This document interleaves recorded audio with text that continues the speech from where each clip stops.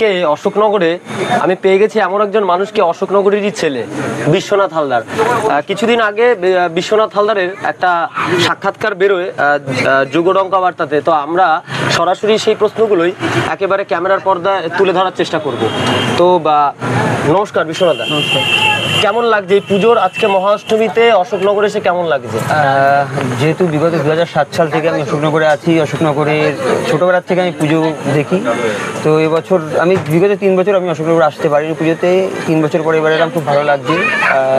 3 বছর পরে আবার সেই ছোটোবেলাটাকে ফিরে পেলাম, ছোটোবেলার মতো পুজোতে আনন্দ উপভোগ করছি। মানে ছোটোবেলায় যে অশোকনগর ঘুরতেন যেইভাবে, এবার এখন কি সময় পান? এখন তো এই পরিচালনা মানে এই পরিচালক জগৎ নিয়ে আপনার সময় কেটে যাচ্ছে। অশোকনগর ঘোরার কি সময় পেয়েছেন এবার পুজো? অশোকনগর ঘোরার সময় বলতে আমি 2টো দিন অশোকনগরে ঘুরেছি, সপ্তমী আর অষ্টমী। আজকে 2 দিনই ঘুরলাম। আবার কালকে আবার চলে যেতে হবে টালিগঞ্জ, যেহেতু 2 তারিখ থেকে শুট রয়েছে। এই 2 দিনই জাস্ট ঘোরা, যেটুকু টাইম পেয়েছি। আচ্ছা, এবার অশোকনগর মানে তাহলে এই বছরও ঘোরা হয়নি? লাস্ট কবে, কোন বছর লাস্ট মনে পড়ছে অশোকনগর? 2022-এ ষষ্ঠী থেকে দশমী পর্যন্ত আমি অশোকনগর ছিলাম। আচ্ছা, আমি ক্যামেরার যারা দর্শক তাদেরকে একটা কথা বলবো। তুমি ছিলাম, আমরা তুইতে চলে আসি, কারণ আমি আর পারছি না। বিষয়টা হচ্ছে ও আমার ক্লাসমেট হয়, তো যেহেতু ক্লাসমেট, এখন তুমি থেকে আমরা তুইতে যাচ্ছি। এবার একদম সরাসরি একটা অন্য প্রশ্ন করি বিশ্বনাথ, তুই তো স্কুলে পড়তিস, একসাথেই পড়তাম, তখন কি তুই ভেবেছিলিস যে তুই পরিচালনা মানে মানে প্রোডাকশন হাউস এইসব নিয়ে কাজবাজ করবি? কখনো ভেবেছিলিস? ছোটবেলার থেকে তো সবার যেমন স্বপ্ন থাকে, মা বাবার স্বপ্ন ছিল ডাক্তার হবো বা ইঞ্জিনিয়ার হবো, তার জন্য সেইভাবে পড়াশোনা। না, তুই এর মধ্যে বলেছিস যে ডাক্তার ইঞ্জিনিয়ার হওয়ার কথাই লেখা আছে। লেখা আছে, তো আমিও সেটা নিয়ে এগোচ্ছিলাম। বাট যেটা থাকে কপালে লেখা, সেই চ্যাপ্টারটা পুরো আমার লাইফ থেকে বাদ হয়ে গেল। ইন্ডাস্ট্রিতে ঢুকে গেলাম। তো সেখান থেকে অভিনয় করতে আসা থেকে শুরু করে, ক্যামেরার পিছনে কাজ করা থেকে শুরু করে এখন দাঁড়িয়ে মোটামুটি কিছু ছবিতে, কিছু না বেশ কয়েকটা ছবিতে সহপরিচালকের কাজ করেছি, প্রধান সহপরিচালকের কাজ করেছি। নিজের তুই তো নিজেই এখন পরিচালনা সিনেমা বানাচ্ছিস? হ্যাঁ, নিজের 2-3টে প্রজেক্ট আরো চলছে, কাজ চলছে। মানে কখনো সব থেকে সিনেমার যদি বলা হয় যে সেরা চরিত্র এখন পর্যন্ত তোর হাত দিয়ে পাওয়া, মানে কোনটাকে তুই দেখছিস সেরা লাগছে? তোর কাছে কোনটা সেরা লাগছে? চরিত্র বলতে গেলে আমার যদি আমার নিজের পার্টিকুলার আমার ছবির কথা বলি, তাহলে রিসেন্ট আমার একটা ছবি শুট চলছে, যেটা হচ্ছে গুড্ডু গুড়িয়া বলে। গুড্ডু গুড়িয়া, হ্যাঁ, যেটাতে আশা করছি আমাদের আইডল সত্যজিৎ রায়, তার যে পথের পাঁচালী, অপু দুর্গা কথা আমরা সবাই জানি, মানুষ সেই ফিল্ডটা ছবিতে পারে। আচ্ছা, সেই অপু দুর্গাকে নতুন আরেকটা রূপে, আচ্ছা, নতুন আরেক রকম ভাবে প্রকাশ করার কথা বলছে। তো আচ্ছা, তুই একটা কথা বল, এইবার তাহলে অশোকনগর ঘুরছিস না, তাই তো? না, খবর আছে অশোকনগরের সেরা পুজো খবর আছে কোনটা? না, অশোকনগরে এইবার প্রায় 270টার মতন পুজো হচ্ছে। আমরা সার্ভে করে দেখলাম, তো সব তো তোলা সম্ভব না, আমরা কিছু কিছু করতে। তুই কি এবছর মানে বেরোবি না? এখন আসবি, আবার চলে যাবি? তাই আমি এখন অলরেডি আজকে এত রাত্রি হয়ে গেছে, এখন বাড়ি যাবো, বাড়ি গিয়ে খাওয়া দাওয়া করে ঘুমাবো, কালকে আবার বেরিয়ে যাবো। প্রত্যেকটা কাজের মধ্যে শত্রুতা থাকে। তুই এই লাইনে আসার পর নিশ্চয়ই তোর সাথে শত্রুতা অনেক হয়েছে। আমি যেই লাইনে এসেছি আমারও কিন্তু কম ছিল না, কারণ আমিও শত্রুতাই বলি। শত্রুতা বলতে আমাদের প্রফেশনে শত্রুতা ওইভাবে হয় না, আমাদের হিংসা, একটা ঈর্ষা থাকে। তো আমি সবাইকে একটাই কথা বলি যে আমি যতটুকু সমালোচক থাকে তো অবশ্যই, আমি যতটুকু শিখেছি বা আমি যতটুকু জানি বা আমি যতটুকু পড়ার চেষ্টা করি নিজের থেকে, আমার নিজের ফুলফিল আমি দেওয়ার চেষ্টা করি। তো আমার জায়গা যদি কেউ নিতে পারে, সে অবশ্যই আমার জায়গাটা নিই। তার জন্য আমার পিছনে গিয়ে কাউকে কাটি করার দরকার নেই, বা আমার পিছনে গিয়ে 4টে কথা বলার দরকার নেই, বা আমার পিছনে গিয়ে আমার নামে কুরুচিকর বক্তব্য করার দরকার নেই। কিছু লোক আছে, হ্যাঁ, কিছু লোক আছে যারা আজীবন তাদের কাজ ওটাই, তারা পারবে না, তারাও পিছনে গিয়ে অনেক কথা বলুক। আমি তাদেরকে একটাই কথা বলি, যারা আমাকে নিয়ে সমালোচনা করে বা আমার নিন্দা করে বেড়ায়, তাদেরকে আমি অনেক ধন্যবাদ। কারণ না থাকলে আমার যারা ভালো চায় তারা হয়তো দিনে একবার আমার নাম বলে, কিন্তু আমার যারা খারাপ চায় তারা যদি 10বার আমার নাম বলে, 10টা লোককে আমার নাম বলে, 10টা লোক আমার নাম জানছে, সেই 10টা লোক যদি কোনোদিন আমার সাথে কাজ করতে আসে, দিন তারা বুঝতে পারবে আমি ভালো না কাজ। এর থেকে বড় পাওয়ার একদম সত্যি কথা। যদি নিন্দুক না থাকে তাহলে কিন্তু এগোতে পারা যাবে, যদি নিন্দুক থাকে তবেই এগোনো যাবে। অর্থাৎ যদি সমালোচক থাকে তবেই যে কোনো ফিল্ডেই আমার মনে হয় এগোনো যাবে। কারণ আমি যখন প্রথমে এই লাইনে আসি আমারও এরকম ছিল, এটা আমিও বিশ্বাস করি। আচ্ছা, ধরো একটা অন্যরকম প্রশ্ন, সেটা হচ্ছে এই জেনারেশনে সবাই যদি ডাক্তার বা ইঞ্জিনিয়ারের দিকে যায়, তুই তো জানতিস না এই লাইনে আসবি, তো তুই তো একজন এখন সিনেমা সার্ভিস মানে করছিস, যে এখন পাবলিশ হচ্ছে, ব্রডকাস্ট করছিস। তো আমি যেটা প্রশ্ন করছিলাম সেটা হচ্ছে, তুই এই লাইনে এসেছিস, আরো ইয়াং জেনারেশন আছে, সব ডাক্তার ইঞ্জিনিয়ার হবে। যেমন আমারও ইচ্ছা ছিল আইআইটি পড়বো, খড়গপুর যাব, কখনো ইচ্ছা হয়েছিল যে শিল্পী হব, ছবি আঁকবো, রবীন্দ্রভারতীতে পড়বো। তারপরে কখন কোনখান থেকে কিভাবে আমি কাগজ লেখালেখি করতে করতে আমি নিজেই চলে আসলাম এইরকম একটা জায়গা। তো আমি মনে করি এই লাইনে মানুষের আসা দরকার, কারণ গণমাধ্যম থাকলে মানুষের বলার একটা মঞ্চ হয়। তো আর পরিচালনা বলতে যে জিনিসটা, সেটাও একই রকম, অনেকটা ব্রডকাস্ট, যেহেতু ওইটা তো আরো সুন্দর করে রিপ্রেজেন্ট করা হচ্ছে। তো তুই বাচ্চাদের জন্য কি বলবি, যারা এই জেনারেশনের পড়াশোনা করছে, যারা পরিচালনা করতে গেলে কি, পরিচালক হওয়ার জন্য কি কি করা দরকার? সব থেকে মেইন যেটা দরকার সেটা হচ্ছে তাকে গভীর ভাবতে হবে। আজকে একটা গল্প, আমরা একটা সাধারণ গল্প, যে আমাদের মানে চোখের সামনে প্রচুর গল্প ঘুরে বেড়ায়, সেই গল্পটাকে এমনভাবে পাবলিককে প্রেজেন্ট করতে হবে যেটা পাবলিক নিতে পারে।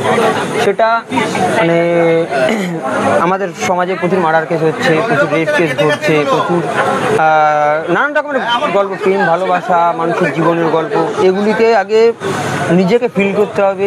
ফিল করে এটাকে মানুষের নিজের চোখে দেখতে হবে, নিজের চোখে যেটা দেখবো, যেটা ফিল করতে হবে, সেটাকে বাস্তবে পরিণত করতে হবে। তো সবার কাছে ভাবতে হবে, ক্রিয়েটিভ মাইন্ড হতে হবে, এই জিনিসটা সবার আগে দরকার। এবার ক্রিয়েটিভ মাইন্ড তো জন্মগত মানুষ হয় না, তাহলে সেই মানুষটা কি করে ক্রিয়েটিভ হবে? ফার্স্ট কথা হচ্ছে ক্রিয়েটিভিটি সবার মধ্যে থাকে। হ্যাঁ, ক্রিয়েটিভিটি একটা সবার মধ্যে শিল্পবোধ, আমার সবার মধ্যে থাকে, চেতনা মানে শিল্পবোধ আছে, সেটাকে বাইরে বের করতে হবে। এটা কি করে সম্ভব? সেটা নিজের ইচ্ছা, সেটা কেউ আমি খোঁচা দিয়ে বা সে খোঁচা দিয়ে কেউ বের করতে পারবে, সেটা নিজের ইচ্ছা থেকে যদি না আসে কেউ কিন্তু বের করতে পারবে। নিজের ইচ্ছা থাকলেই বের করা যাবে, একদমই তাই। কোনো কিছু করার জন্য ইচ্ছাটা আগে খুব প্রয়োজন। যাই হোক, এইবার একেবারে ঘটনাচক্রে আমরা শেষের দিকে চলে আসছি ভিডিওতে। তা আমি একদম সহজ সদ্য প্রশ্ন হচ্ছে, নেক্সট কোন সিনেমা প্রকাশ পাচ্ছে? নেক্সট আমার যেটা হচ্ছে রিসেন্ট পুজো, মানে অষ্টমীতে দাঁড়িয়ে মানুষ জানুক, পুজোর পরেই আমার সেন্সারে রয়েছে, যেটা হচ্ছে অকাল বিসর্জন। হ্যাঁ, ওটার পরে আসছে শূন্যতা বলে, আমার দীর্ঘ লকডাউনের আগের ছবি, এটা কমপ্লিট করে রেখে দিয়েছিলাম, কিছু ফিনান্সিয়াল প্রবলেমের জন্য রিলিজ হয়নি, বা সেটা রিলিজ হচ্ছে। তারপরে আসছে হচ্ছে বকুগুড়িয়া। তারপরে আর একটা প্রজেক্ট আমাদের মোটামুটি কথাবার্তা চলছে, যেটা হচ্ছে টিম এসেছিল একদিন বলে, একটা অন্য ভিন্ন ধরনের গল্প, একটু অন্য টাইপের গল্প নিয়ে এই প্রজেক্টগুলো চলছে এখন, মানে এক এক করে রিলিজের পথে চলছে। তাহলে এরপরে কোন সিনেমাটা মানুষ এই সিনেমা অকাল বিসর্জন যদি কিছু বলিস তুই? অকাল বিসর্জনটা এমন একটা গল্প, সেটা হচ্ছে আমাদের পরিবেশে মানে চারপাশে ঘটে যাওয়া একটা গল্প নিয়ে তৈরি, যেখানে হচ্ছে আমাদের যুব সমাজ সেটা হচ্ছে বর্তমান দিনে দাঁড়িয়ে চাকরি বাকরির পিছনে সবাই ছুটি, সবাই চাকরির আশা করি। মানে সবাই তো চাকরির দিকে ছুটছে, তুই কি করে এইদিকে আসলি? আমি ভালো লাগতো, আমি কিন্তু কই স্কুলে তো তোকে দেখতে, বা আচ্ছা স্কুল থেকে একটা সাহিত্য ব্যাপার তোর মধ্যে দেখেছিলাম, লেখালেখি করতাম। সাহিত্যিক অসীম সরকার আমার টিচার ছিল, তোরও স্যার ছিল, আমারও স্যার ছিল অসীম সরকার। ওনার হাত ধরে আমার লেখালেখি শুরু, ওনার হাত ধরেই আমার সাহিত্য। আচ্ছা, আর ওনার হাত ধরে কিন্তু আমিও সাহিত্য জগতে আসি। হ্যাঁ, স্কুলের স্যার ছিল, অবশ্যই ছিল, মাইতি স্যার ছিল আমাদের সময়, মনে আছে তোর হয়তো, ঝুমা ম্যাম ছিল। হ্যাঁ, তো তারপরে তুই আচ্ছা ওইখান থেকে তোর ভালোবাসাটা জন্মায়? ওখান থেকে ভালোবাসা, ওখান থেকে লেখালেখি শুরু। তারপরে অভিনয়ের দিকে আকাশে অভিনয় করতে গিয়ে দেখলাম যে সেটা বড়টা, মানে আমি না দেখতে ভালো, না আমার ব্যাকগ্রাউন্ডে বাবা। না, তুই দেখতে ভালো না এটা বলিস না, ইন্ডাস্ট্রিতে আমি দেখতে কিছুই না, না আমার ব্যাকগ্রাউন্ডে বাবা, কাকা, দাদা কেউ আছে। ফার্স্ট সেকেন্ড হচ্ছে না আমার বাবার পুঁজি আছে। ইন্ডাস্ট্রিতে চলতে গেলে তিনটে জিনিস মাস্ট এখন দরকার, ট্যালেন্ট, তারপরে ট্যালেন্ট থাকলেও ইন্ডাস্ট্রিতে এখন কিছু হয় না, একটা লবিবাজি আছে। লবিবাজি আছে।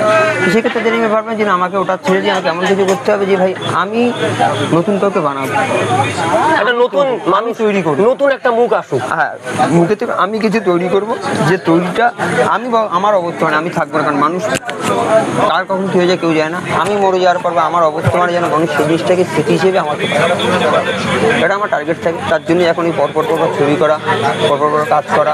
আর যার কথা না বললেই নয়, এই ইন্ডাস্ট্রিতে যে আমাকে এই রাস্তা আসলে কি করে, সেটাই তো যেখানে দাঁড়িয়ে আছে তার জন্য। হ্যাঁ, সেটা একমাত্র আমি ইন্ডাস্ট্রিতে গড বলে মানি, সেটা হচ্ছে পরিচালক মিলন ভৌমিক। আমার জন্মদাতা বাবা, যেমন বাবা জন্ম দিয়েছে, ইন্ডাস্ট্রিতে আমাকে জন্মটা উনি দিয়েছে। ওনার মানে হাত মাথার পর আছে বলে আজকে এত দূর আমি ছুটতে পারছি, কাজ করছি, কাজ করে যাচ্ছি, আজীবন কাজ করে যাবো। ওনার সাপোর্ট থাকলে আমাকে কেউ আটকাতে পারবে না, ওটাই বলতে পারি। আচ্ছা, তুই কি লেখালেখি মানে নিজের কোনো একটা সিনেমা নিজে লিখে একদম বের করছিস? মানে অকাল বিশ্বের জন্য আমার লেখা, গুড্ডুগুড়িয়াও আমার লেখা, এগুলো সব তুই লিখছিস? লেখা, এগুলো সব আমার লেখা। আচ্ছা, তোর এই সিনেমার জগতে মিউজিকের দিকটা কে দেখছে তোর? আমার মিউজিক ডিরেক্টর এক একজন এক এক রকম দেখে, যেমন অকাল বিসর্জন। তোর সহযোগিতায় কি আছে? আমার অকাল বিসর্জন মানে কার সহযোগিতা? ধরে তুই এই ব্রডকাস্টিং এর জগতে আসতে গেলে তো তুই একা একা কাজ করিস না, আরো তো তোর কাছে প্রচুর প্রচুর মিউজিক ডিরেক্টর রয়েছে, তো যাকে আমার প্রয়োজন হয়, যাকে ভালো লাগে তাকে আমি হায়ার করি, এটা হচ্ছে কথা। আচ্ছা, তো বা একদম একদম শেষ প্রশ্ন এটা, যে এই তুই অশোকনগরে আসলি, অশোকনগরের মানুষকে যারা এই পুজো তুই দেখতে পাচ্ছিস না, যারা অশোকনগরের মানুষ তারা তো পুজো দেখতে যাচ্ছে, অবশ্যই। কি বলবি তাদের উদ্দেশ্যে? সবাইকে একটাই বৃষ্টি হতে পারে কিন্তু, সবাইকে একটাই কথা বলবো, পুজো বছরে একবার আসে, দুর্গা উৎসব মানে বাঙালির শ্রেষ্ঠ উৎসব, সবাই মানে তাকিয়ে থাকে এই দিনটার জন্য। একদম। সবাই আর আজ মহা অষ্টমী, অশোকনগর আমরা আছি। হ্যাঁ, সবাইকে মহা অষ্টমীর শুভেচ্ছা। পুজো সবাই ভালো কাটাও, আনন্দ করো, দুটো দিন আছে, একদম চুটি আনন্দ করো, প্রেম করো। তো ছুটি আনন্দ এবং প্রেম করতে বলছে বিশ্বনাথ, ওর নাম বিশ্বনাথ হালদার। ও চলছে এইভাবেই। আপনারা আসুন অশোকনগর, পুজো মণ্ডপ দেখুন, ভালো থাকুন। আর অশোকনগরের সব থেকে বড় কথা, সামনে এসে অশোকনগরের বড় উৎসব জগদ্ধাত্রী পুজো। হ্যাঁ, অশোকনগর জগদ্ধাত্রী থেকে দেখবেন অবশ্যই জগদ্ধাত্রী পুজো। অশোকনগরে কল্যাণগড় জগদ্ধাত্রী পুজো খুব নাম করা, এটা হচ্ছে অশোকনগরের ঐতিহ্য। হ্যাঁ, অশোকনগর আসুন, দেখুন এবং মজা করুন। আর এই সহযোগিতা যার ছাড়া হতো না, যে ক্যামেরা আছে ওপাশে ক্যামেরার অভিজিৎ মজুমদার। তো শেষ করি পডকাস্টটা এখানে। ক্যামেরায় অভিজিৎ মজুমদারের সাথে বিবাসু, বিবিপি টিভি।